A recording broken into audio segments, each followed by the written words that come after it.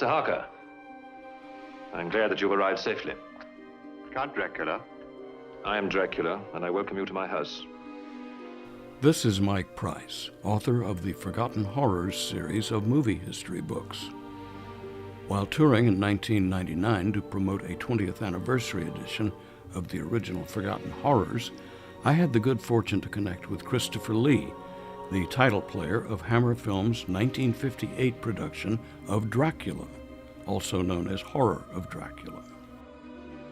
Lee had a book of his own to promote, the U.S. edition of his autobiography, Tall, Dark, and Gruesome. Turned out that Lee and I found plenty of interests in common. Never mind that George Turner's and my Forgotten Horrors volume covered a period in history before Lee's time.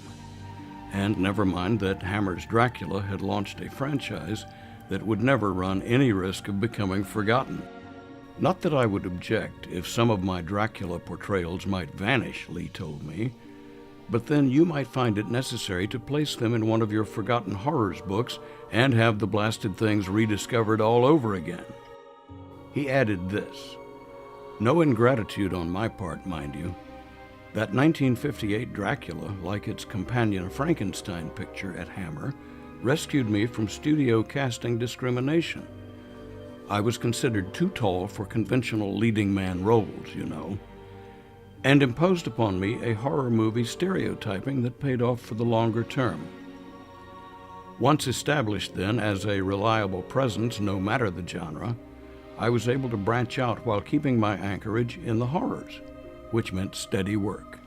He must be found and destroyed.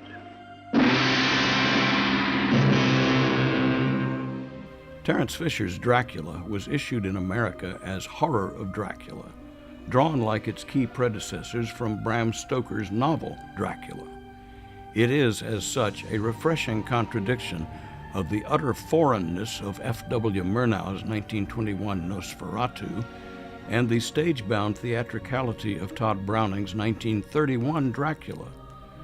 Director Fisher and screenwriter Jimmy Sangster spared Count Dracula the inconvenience of Stoker's long sea voyage, the better to place the crucial locales within writing distance of one another.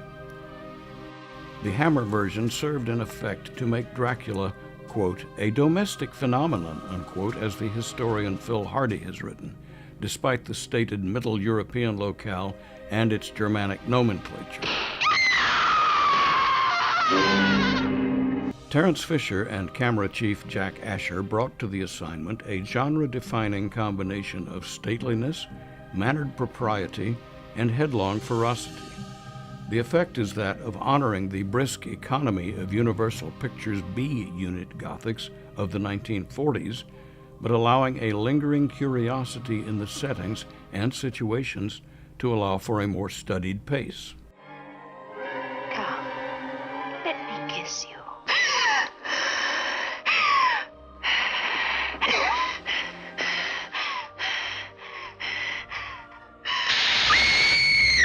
If there is an underlying resemblance between the Hammer Dracula and any Universal productions of old Hollywood, it would lie in a reflection of that big studio's more extravagant matched set of The Phantom of the Opera, which Fisher would remake at Hammer in 1962, and The Climax from 1943-1944.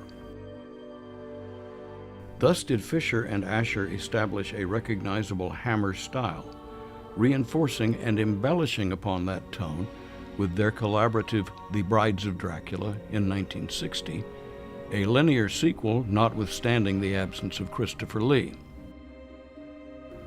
Lee said he avoided viewing any other such pictures, the better to reinterpret Bram Stoker's vision on his own, quote, without my taking on the baggage of how any other actors had played it. I knew better than to assume the formal elegance of the Hollywood Dracula image. He continued, I could not help but read Stoker's Dracula as an erotic and romantic presence, not to mention heroic, ferocious, and mournful, what I have called the loneliness of evil.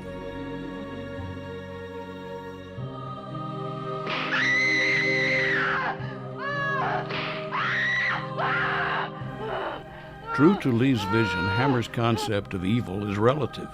Dracula hunts in search of sustenance and companionship. Peter Cushing's conventionally heroic Van Helsing pursues a fair struggle of equals. Fisher and Sangster leave the greater sadistic brutality to the massed forces of self-righteous moralistic reform.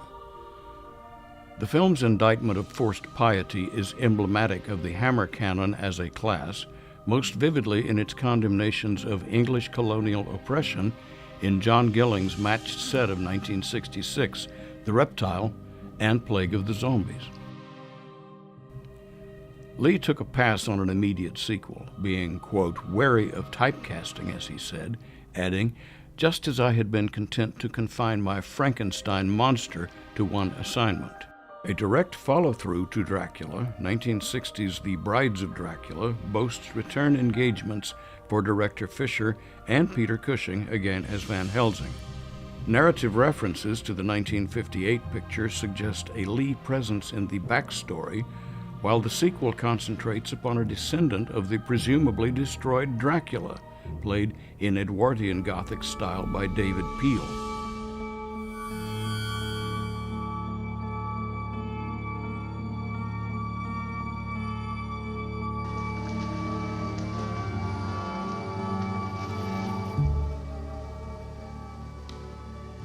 You're very beautiful.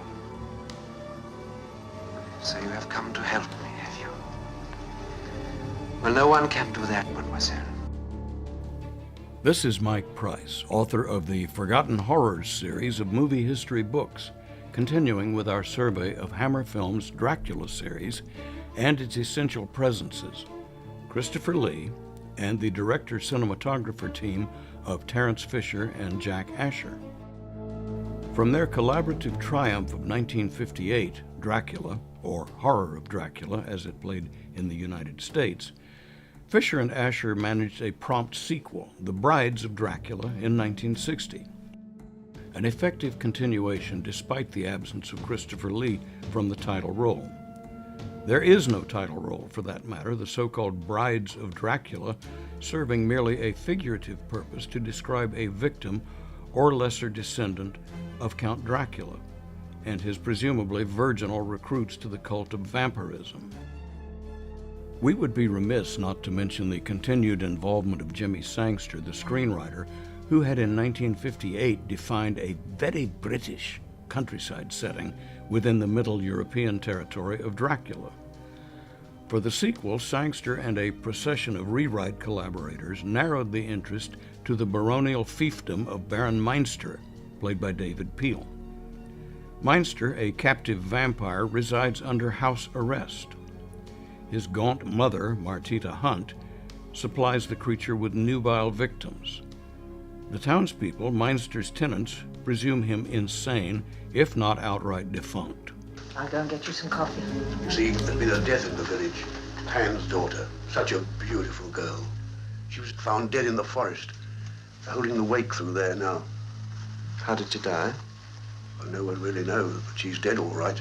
The film's fast and loose ethnic and geographical bearings imply a Romanian setting, while applying to the principal villain a Nederlander surname, Meinster, and retaining Peter Cushing's proper Englishness for his recurring role as the vampire hunter Van Helsing. The overriding Hammer atmosphere binds the ingrained contradictions into a coherent whole, unified by Fisher's confident direction and Asher's detail-conscious camera placements. And I know I shall have to do whatever hideous thing he asks me to. There is one release.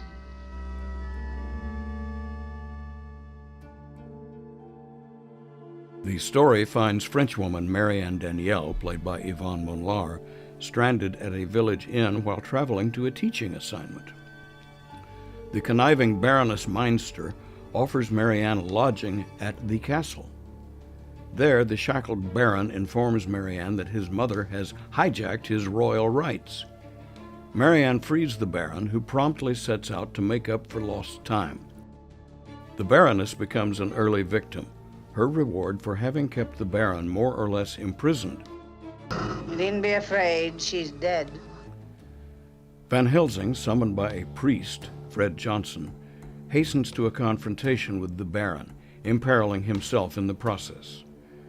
The conflict between Peter Cushing and David Peel is less evenly matched than that of Cushing versus Christopher Lee, what with Peel's Meinster being the type to fight dirty, as opposed to Lee's implicitly regal bearing. Chris Lee had left David Peel some mighty big shoes to fill. Not to suggest that Christopher Lee had big feet or any such thing. We can both love him, my darling. He's up at the old mill now. We can go there together. Come with me. The very absence of Christopher Lee attests to his essential contributions to the Hammer franchise. Lee had nixed the sequel for himself, being leery of typecasting. David Peel makes an inadequate substitute for Lee in the lead vampire role, although Peel does manage a ferocious presence, however lacking in Lee's air of tragic nobility. By 1960, Peel was scarcely remembered for a handful of small parts pictures of the 1940s, and although Hammer gave him the star treatment with The Brides of Dracula, Peel ended his acting career that same year with a low-billed role in Hammer's The Hands of Orlac. Peter Cushing carries on admirably as Van Helsing, nearly succumbing to the vampire's bite but thinking fast enough to cauterize the wound, the film's most excruciating moment. Freda Jackson provides the more memorable vampire portrayal, who assists the Baron with his predatory campaign. Likewise for Andre Melly, as a schoolhouse confidant who falls prey but retains conscience enough to betray the risen Baron's hiding place. Meanwhile, Yvonne Monlar seems suitably helpless under the circumstances. Beautiful, isn't she? What a pity such beauty must fade. Unless we preserve it. She's going to join us, Doctor, and you are going to watch her initiation. In the greater scheme of Hammer Films' emerging dominance as a horror picture factory, The Brides of Dracula may appear an opportunistic trifle, a hastening to reinforce the momentum that the studio had gained with its revisionist Frankenstein and Dracula productions of 1957 and 1958. On its own terms, The Brides of Dracula is a significant refinement of the combined pictorial and narrative styles, an exercise in visual splendor that would help to drive Hammer to a dominant position into the 1970s. Nor was that influence confined to its narrow genre. The dominant art film producers of the 1990s, Ismail Merchant and James Ivory, often hailed the Hammer style as influential on the tone and texture of their period piece dramas, such as Howard's End and The Remains of the Day from 1992-1993. Box office returns on The Brides of Dracula fell short of expectations, a disappointment that the studio laid to the absence of Christopher Lee. Negotiations persisted between Hammer and Lee. They remained involved in other projects, until that definitive Dracula player agreed to resume the role some 5 years later. Which is to say, Christopher Lee would charge back into character with Dracula, Prince of Darkness. Don't look at his eyes. Marianne, look at me!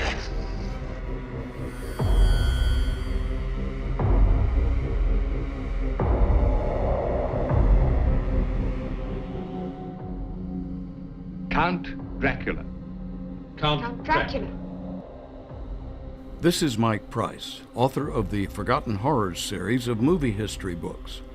Our topic here is an unforgotten but decidedly horrific horror from the Hammer Films factory, Dracula, Prince of Darkness, from 1965-1966.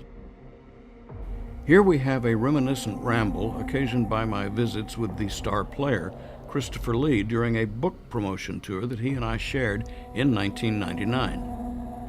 Our common ground lay in my having followed Lee's Dracula series since my schoolboy days of the late 1950s, not to mention Lee's having cropped up as an incidental player in the late George Turner's and my 1975 sequel to Forgotten Horrors, a collection of essays on movie villains called Human Monsters.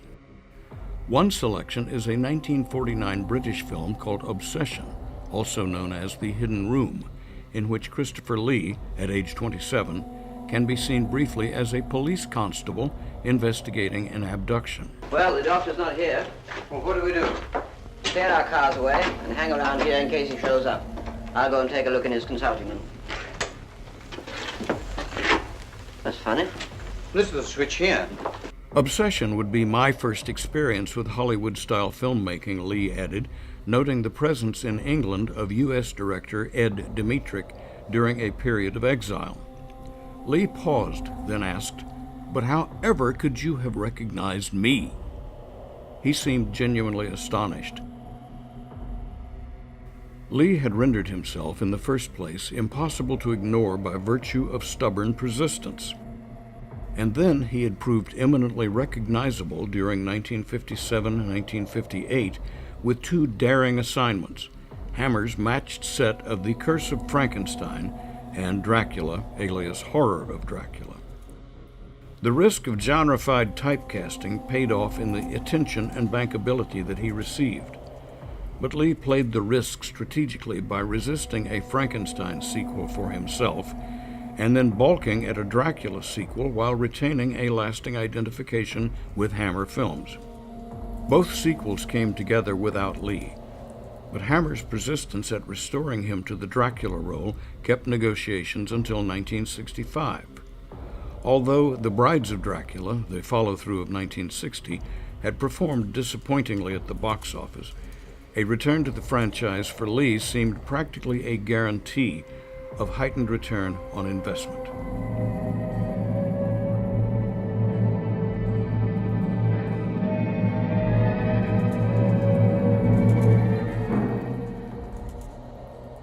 And hence Dracula, Prince of Darkness, director Terence Fisher's sublime continuation of his identification with the story. The reunion of Fisher and Lee is sufficient to generate a commanding new story. The collaborative screenplay by Jimmy Sangster and Anthony Hines, with John Sampson, takes a striking new tangent off Sangster's matched set of the first two Hammer Draculas. And Michael Reed's camera work matches the sumptuous, lingering work of Jack Asher on the first two installments. The resulting poetic elegance generates an unaccustomed tension in context with the increasing level of gruesomeness. A prologue recaps the finale of 1958's Horror of Dracula, as Peter Cushing's vampire stalker, Van Helsing, destroys Count Dracula with a blast of sunlight. The story begins amid a new plague of vampirism in the village of Carlsbad.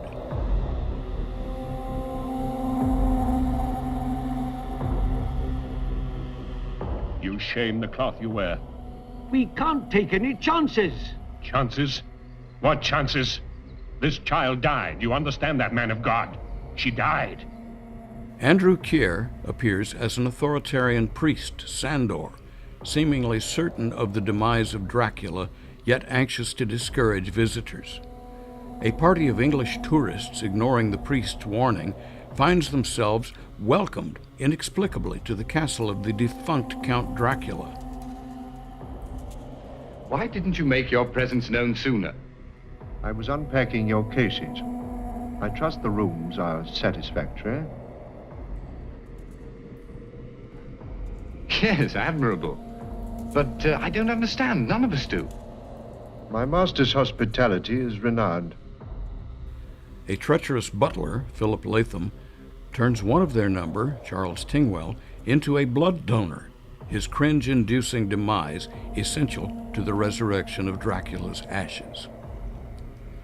Two guests, Charles and Diana Kent, played by Frances Matthews and Suzanne Farmer, resist Dracula's infiltration long enough to ally themselves with Sandor, who takes them to his abbey. When rebuffed by the local monks, the revived Dracula finds an inmate named Ludwig, Thorley Walters, willing to admit him, the better to begin a new campaign of recruitment.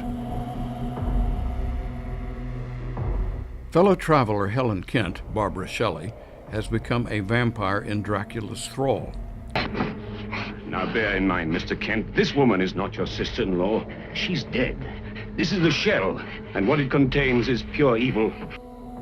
Charles Kent and Sandor rally against Dracula who has abducted Diana. She is rescued, none too soon, from an icebound moat. Andrew Keir fills a Van Helsing-like function here, playing the fascist priest as more a punisher than a rescuer. Christopher Lee communicates only in a panther's hissing snarl, his response, as he told it, to what he considered trite and fatuous dialogue, quoting here, which I refused to speak. Scenarist Sangster often objected to Lee's dismissal by explaining, "I didn't write him any dialogue to begin with. Vampires are not known for their loquaciousness, you know." Further revelations of the uniquely Hammer-style Dracula franchise would follow promptly with Dracula Has Risen from the Grave in 1968. Please let me in. It's cold out here. It's so cold.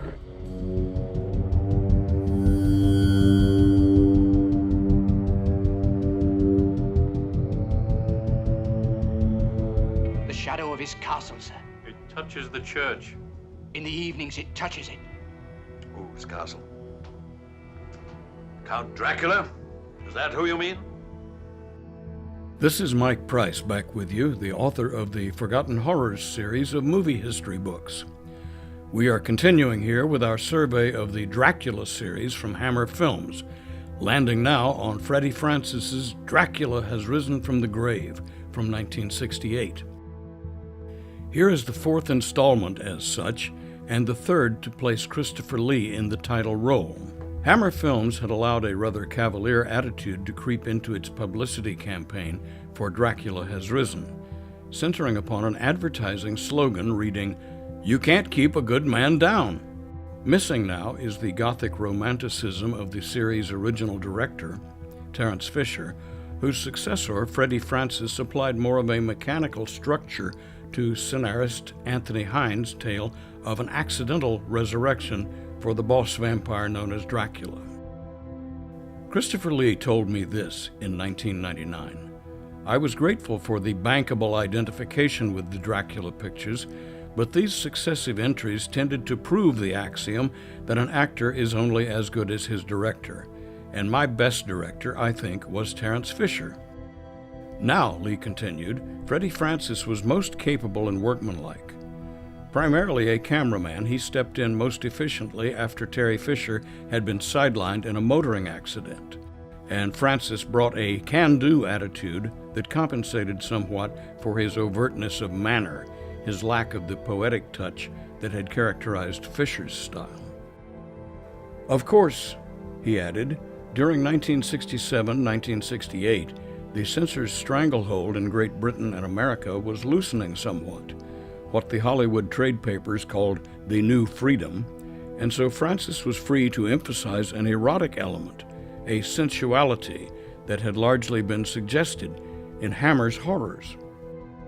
This quality, I believe, may have proved a distraction from the central tale of Dracula's depredations, especially in the scene-stealing emphasis upon Barbara Ewing as a lust-driven victim. An excellent performance, by the way. What are you doing here? Oh, I didn't go home last night. You've been here all night? But why? I just didn't feel like going home, that's all. Do you want some coffee? Hey, what's the matter? I'm all right.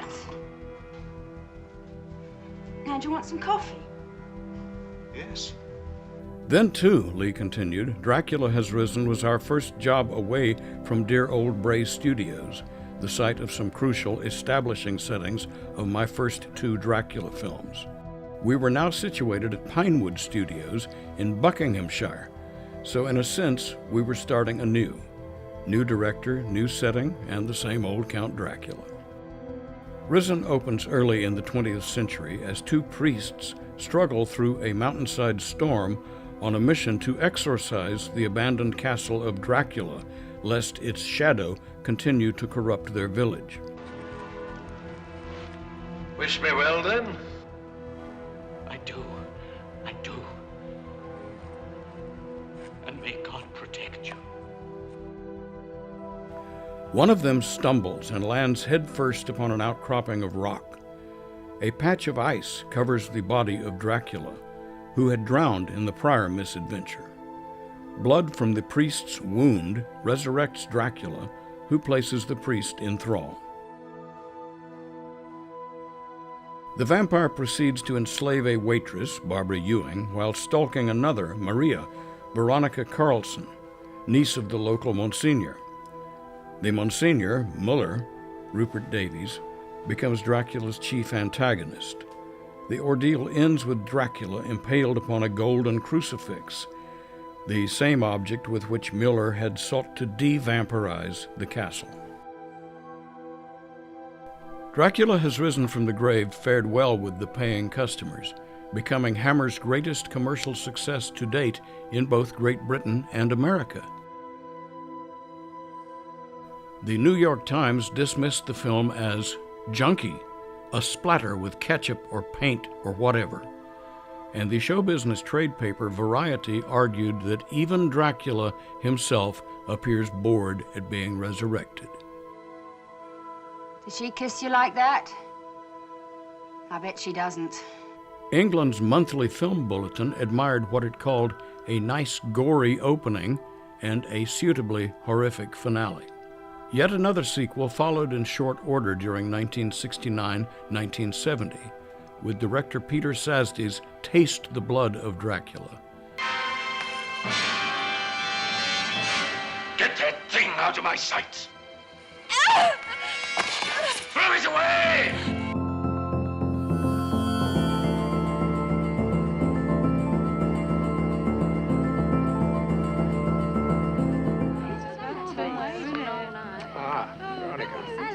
Delightful. Nice to see you again. Such a pleasure to see you again, gentlemen. This is Mike Price, once again, the author of the Forgotten Horrors series of movie history books. We return to our survey of Hammer Films' Dracula series with a bona fide triumph of a sequel, Peter Sasdy's Taste the Blood of Dracula, a return to the greater poetic delicacy of director Terence Fisher's first three such pictures. Now, Sasdy was new to feature film directing, as star player Christopher Lee told me in 1999, but he was a seasoned hand at directing for television, and he had studied my work with Terry Fisher thoroughly enough to know what a Dracula film required.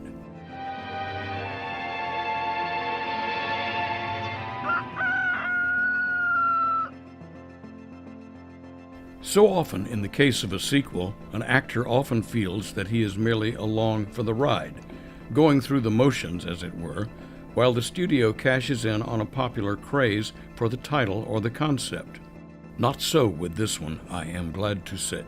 By situating Lee's Count Dracula squarely now within his literary birthplace, Victorian England, screenwriter Anthony Hines tackles head-on the repressive ideal of the Victorian family, centering upon three upstanding citizens who share a secretive life of debauchery. Gentlemen, Your health. Ready when you are, gentlemen. Their undoing lies in a disgraced aristocrat, Lord Courtly, played by Ralph Bates, who proves to be a caretaker of the dried remains of Count Dracula. A preamble picks up just about where the previous film, Dracula Has Risen from the Grave, had left off, reenacting the finale from an unexpectedly new angle. Inasmuch as Courtly's plan to resurrect Dracula requires a cultish ceremony, the wastrel recruits the trio of purported philanthropists, or rather whoremongers, and gathers them at a derelict church. When his guests balk at a blood-drinking ritual, Courtly proceeds alone and collapses, screaming. His horrified guests pummel him to death and flee the scene. And so much for a small but essential performance from Ralph Bates, who would progress to leading man status at Hammer. His character, Courtly, transforms in death into Christopher Lee's Count Dracula, who swears vengeance upon the slayers of his servants. They have destroyed my servant. They will be destroyed. Hammer never balked at attacking the hypocrisy of staid English manners. The myth of Victorian propriety takes a beating in Taste the Blood of Dracula, which pivots upon the character's glee at altering the bland daughters of his quarry into figures of passionate sensuality. I'm sorry, Father. And you're going to be punished for it. Father, I've said I'm sorry. I'm going to punish you. I'm going to whip your ass. The Los Angeles Times found Taste the Blood superior on all counts to its predecessor, Dracula Has Risen from the Grave, and noted that Christopher Lee seems to take a new interest with a terrifyingly bloodshot performance, unquote. Other critics found Dracula serving more as an onlooker, orchestrating more than perpetrating the necessary mayhem. I want you to meet someone. Oh, Alice, is it your lover? Where is he? Lucy. Anthony Corlin, John Carson, and Peter Sallis make a fine mob of hypocrites, reveling in their secretive dalliances until one escapade too many inverts itself upon them. They in turn prove resourceful by varying degrees, setting the stage further for the destruction of Dracula on his own hunting grounds. Take it away! You must give it to me or we will punish you. You're free, Alice. Free to choose good or evil. His very victims will prove to be his undoing, as Dracula attempts to destroy a stained glass display containing a cross. Director Sazdi fielded accolades as a worthy successor to Terence Fisher. His synchronicity of style with camera chief Arthur Grant proved Sazdi a champion more of cinematic grammar than of literary consciousness, and he followed through admirably during 1970-1971 with Countess Dracula, a tangent opposed to a sequel, and Hands of the Ripper.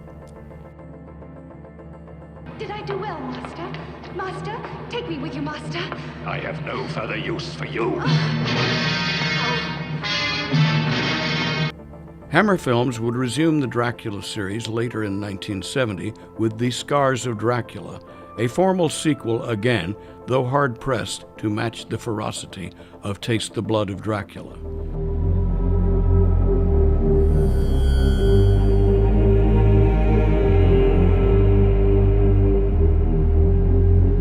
Your violence will only lead to further violence. Father, this evil must be destroyed. Then I will go with you. And may heaven protect us all. This is Mike Price, author of the Forgotten Horrors series of movie books. We're moving ahead here with our survey of Hammer Films' Dracula pictures, now arriving at the 1970 installment, Scars of Dracula.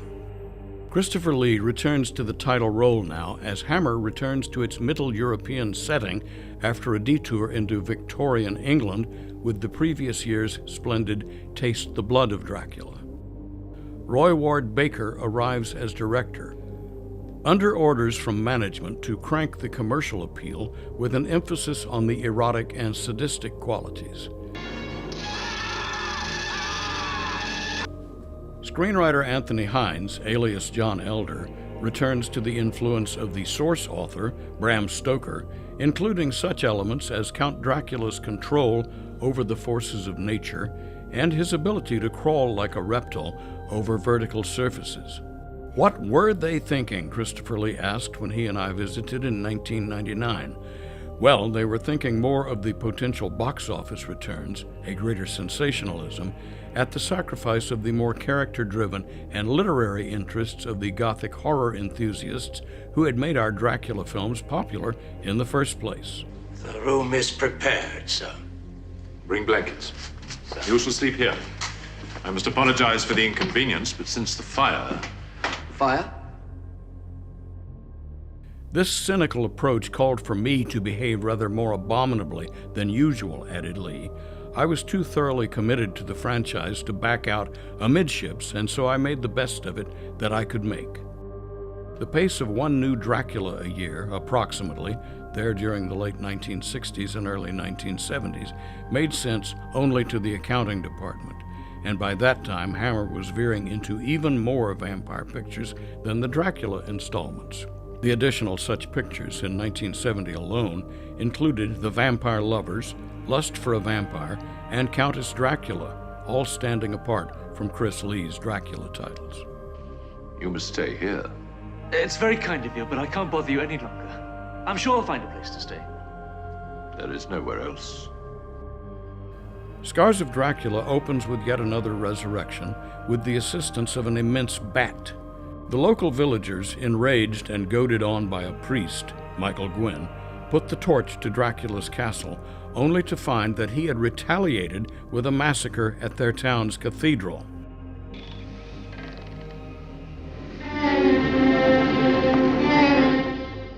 Christopher Matthews plays a dissolute guest-turned-prisoner of Dracula, and Dennis Waterman lends a more nearly heroic presence as Matthews' more steadfast brother. Much of the essential action occurs within a claustrophobia-inducing, inescapable chamber. Moray Grant's camera work lacks the lingering, detail-conscious scenic qualities of previous such films, as if hastening to catch up with Baker's heavy-handed directorial pace and James Bernard's insistent and overbearing musical score.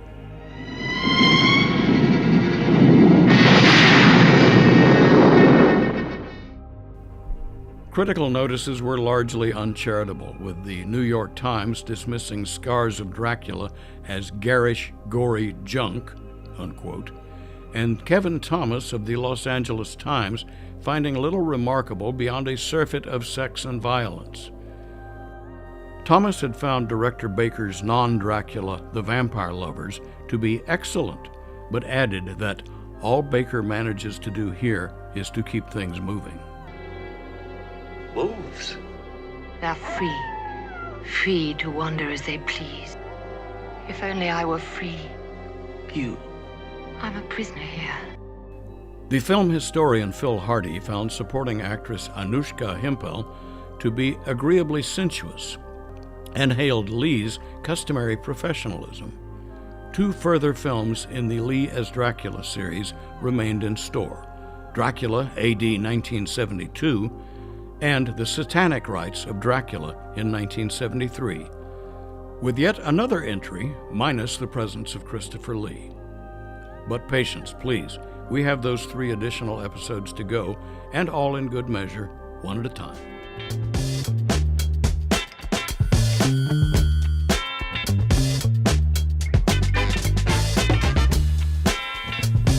Mike Price here, the author of the Forgotten Horrors series of movie history books. We are continuing here with our survey of the Dracula series from Hammer Films. A date with the devil. A bacchanal with Beelzebub. Hey, but it sounds wild. Arriving now at one conspicuous misstep called Dracula A.D. 1972. Title player Christopher Lee told me this in 1999. Apart from affording me and dear old Peter Cushing with a welcome reunion, this modernized Dracula seemed to have exhausted its supply of wit in transplanting us to the hip and trendy scene of modern-day London. I had scarcely more to do than to go through the vampiric motions, what with the film being more of an attempt to caricature the hedonistic club scene of London in its day. Not to mention that Cushing's character, as a descendant of my original nemesis, Van Helsing, was now but a shadow of his heroic ancestor, despite some bravura moments there toward the finale. My grandfather died fighting a vampire. The most terrible, the most dangerous vampire of all time. Even so, added Lee, the film was Peter's and my overdue reunion in the Dracula series per se from our original pairing of 1958, and he came across as generously as usual, even though he had been prematurely aged by the recent death of his wife, Violet. This is his revenge. A revenge stretching over the years. A diabolical vendetta against the kin of Lawrence Van Helsing. Cushing and Lee can be seen together to stronger effect as rival scientists in the same year's Horror Express, a non-Hammer title that arrived several months before Dracula A.D. 1972. Don Houghton's original screenplay for Dracula AD 1972 pivots on the vacuous pseudo-hipster scene that Michelangelo Antonioni had presented more earnestly in Blow Up 1966, as well as Donald Cammell and Nicholas Roeg with the experimental rock star drama Performance from 1970. You really thought I was spooking up old Beelzebub? Wait till Laura hears about it.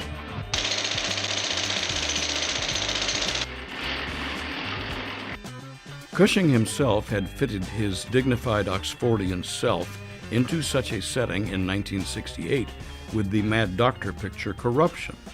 Like his frequent collaborator Lee, Cushing proved immeasurably more comfortable in the antiquated period piece settings, and I don't mean modern period.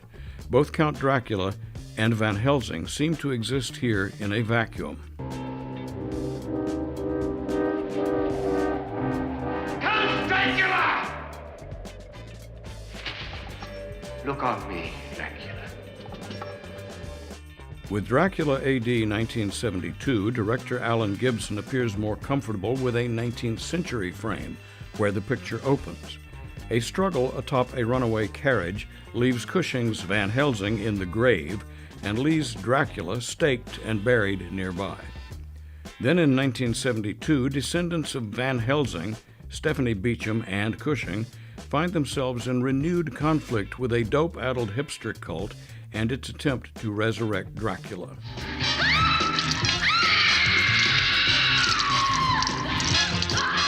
Christopher Neame appears as a modern-day disciple of Dracula, proving as predatory a recruiter of vampires as Christopher Lee, though without the old-world dignity or the overriding intelligence. Cushing's latter-day Van Helsing closes the case with a pitfall trap, a device similar to that which climaxes a non-Hammer production of 1958, Paul Landris's The Return of Dracula. The timing of that film's release, so close to Hammer's first Dracula outing, was an odd coincidence. It is odd, too, that the once modernistic period setting of Dracula AD 1972 looks less awkward in hindsight from the 21st century.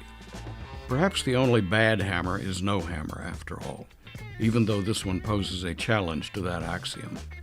Let it flow into you.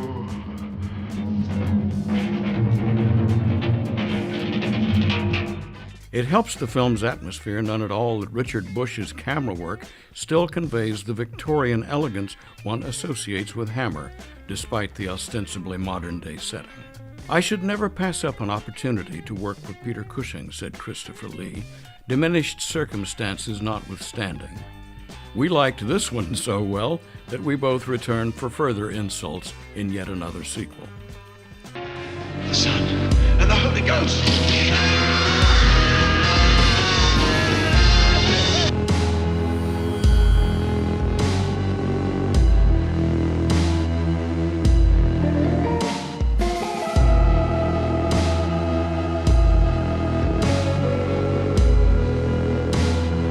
He'd want to bring down the whole universe with him. The ultimate revenge. Thousands dying of the plague. Like the shadow of death itself, one figure scything its way through the terror and anguish. Count Dracula. Mike Price here, the author of the Forgotten Horrors series of movie history books. We are continuing here with our survey of the Dracula series from Hammer Films. The famous cycle was spiraling toward a collapse in 1973 when Hammer allowed director Alan Gibson and screenwriter Don Houghton a second shot at failure with The Satanic Rites of Dracula, an inglorious end to Christopher Lee's long involvement with the series, but a harbinger of indignities to come for the heroic protagonist played by Peter Cushing. Christopher Lee explained in 1999, "Our script this time around was too busy congratulating itself on its theory of vampirism as a form of capitalism. And so what else is new?" You mean us? You said we would use the plague only as a deterrent. To hold governments to ransom. You promised us We've power. served you faithfully. Silence! To bother with Count Dracula's meat and potatoes fare of visceral horror and erotic tensions. Alan Gibson's unsubtle direction emphasized this point to almost the exclusion of suspense, Lee continued, although it was always a pleasure to work with my dear friend Peter Cushing, and we put up with a great deal of nonsense as a result. The overriding conceit is a 1974 period setting in which Count Dracula, Lee of course, has resurrected himself to become a reclusive captain of industry, modeled after Howard Hughes, who plans to infect the planet with a molecular vampire virus. Foolish man. A bullet cannot harm me. A silver bullet, Dracula. Dracula's new generation nemesis, Van Helsing, Peter Cushing, tracks the boss vampire to his high-tech countryside estate, which will wind up ablaze while Dracula's epidemic proves not transformative, but rather fatal. I don't see the point in the film, Lee told the trade press in 1973, other than an opportunistic ride on the same old bandwagon. Count Dracula! Lee would drop out after this installment. Cushing would remain on board for the next year's The Legend of the Seven Golden Vampires, a weird departure from the Hammer style, in collaboration with the Shaw Brothers Asian martial arts filmmaking factory. Filmed entirely on location in Hong Kong. But we were talking about the satanic rites of Dracula. Gibson's pacing here is more precipitous than the style he had applied to the prior year's Dracula AD 1972, though tending to bog down in Houghton's anti-capitalist arguments. As the historian Phil Hardy has written, the notion that property developers or business moguls are bloodsuckers is too shallow a metaphor to sustain the complexity of the phenomenon condensed in the vampire myth.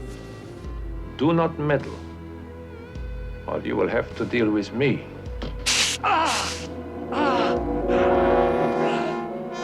You are Count Dracula. Of course. Mr. Denham, the powerful recluse. Or, as Christopher Lee expressed it, our audiences, loyal though they had been, didn't want to come to a Dracula movie to be lectured with some socialist economic rant. Or, as I said at the time we wrapped the picture, I've enjoyed as much of this as I can stand. The image of Dracula as a modern-day robber baron proved influential nonetheless. Many years later, when the filmmaker George A. Romero would cast Dennis Hopper in an aloof and predatory feudal lord role, though hardly a literal vampire, for 2000's Land of the Dead. Zombies, man. They creep me out. Though modernized, the film nonetheless has an old-world 19th century period feel in Brian Probin's camera work, an awkward reminder of what Hammer had done best back when the studio was still capable of doing its best. I had mentioned 1974's The Legend of the Seven Golden Vampires. This adventurous title will represent our closing chapter in our survey of Hammer's imperishable, well, mostly imperishable, Dracula series.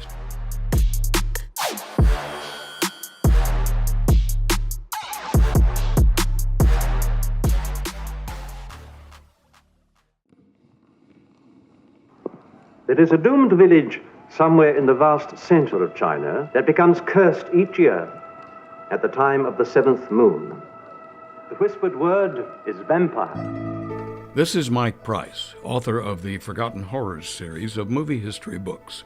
We are continuing here with our survey of the Dracula series from Hammer Films, arguably the weirdest of the lot and a unique collaboration between Great Britain's Hammer Studios and the Shaw Brothers filmmaking organization of Hong Kong.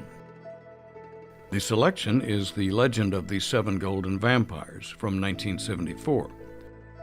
Although Peter Cushing returns to his familiar role as Professor Van Helsing, the film is missing the series' most familiar standard-bearer, Christopher Lee as Count Dracula. John Forbes Robertson succeeds Lee in the Dracula role. Look on me now.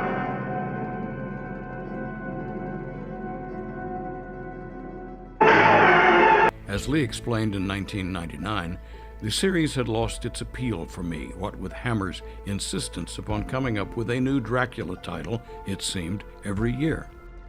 Early in the 20th century, Van Helsing tracks his longtime adversary to China where he connects with his Asian counterpart, played by David Chang, as a descendant of Dracula's stalker of the 1800s. The truth deserves respect. You believe the legend of the 7 golden vampires? Of course. Then I imagine you're the only person in Chongqing who does, Mr. Su. Following a running battle where English director Roy Ward Baker struggles to reconcile Hammer's signature Gothic style with the martial arts concentration of Shaw Brothers' studio, Van Helsing is left to confront Dracula alone. The odd combination of genres bespeaks inspiration on the part of Hammer, but the forced merger makes nothing of the stylistic distinctions. The co-director, Chang Che of Hong Kong, was in fact shoehorned late into the process, the better to create additional martial arts sequences for the film's Far Eastern edition.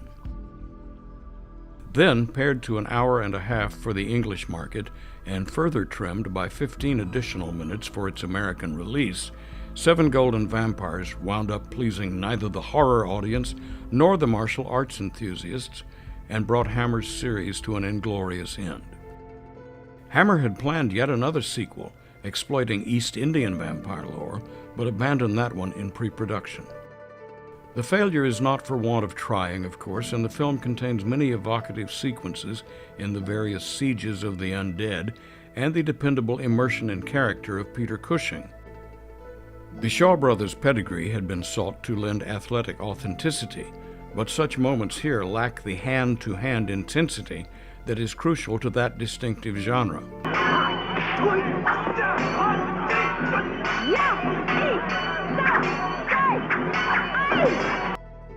Hammer's script clerk, René Glenay, has attributed much of the stylistic disconnect to Baker's incomplete grasp of the language differences between the respective crews of Hammer and Shaw Brothers Studio. Is the mighty Dracula too frightened to reveal his face to me? I am Dracula, Lord of Darkness, Master of the Vampires, Prince of the Undead, Ruler of the Damned. Director Baker dismissed 7 Golden Vampires as a terrible slipshod picture, but he spoke fondly of working with David Chang. The film opens with the resurrection in 1804 of 7 golden masked vampires by Count Dracula himself at the behest of a Taoist monk, played by Shan Chen. John Forbes Robertson strikes a formidable presence as Dracula. I will recall the 7 golden vampires as my own host, tools of my vengeance on mankind. Flash forward by a century, then, when Professor Van Helsing finds himself recruited to dispose of Dracula's Chinese acolytes.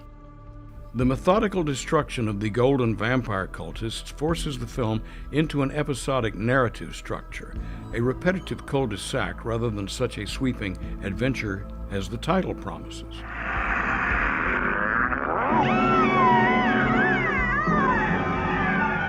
Roy Ward Baker's admitted discomfort with what he called that kung fu stuff seems to have kept him from appreciating the audacious stylistic experiment that Hammer Films had intended. Chang makes a stalwart and tragic companion for Cushing's Van Helsing, well-versed in the Buddhist folklore that holds a clue to the destruction of the cult. As a wealthy patron of the expedition, Julie Edge makes much of her showy transformation into a monster whose attack inspires one of the film's most intense moments.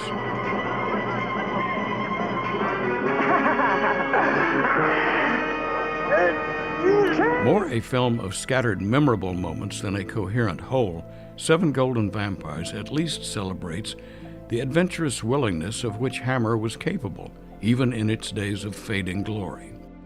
The film is best enjoyed when seen in context with its 8 predecessors, which is what we've been suggesting all along here for our past 9 episodes. My name is Mike Price, and I am grateful to you all for your willingness to join us on our jolly post-mortem survey of Hammer's Dracula series.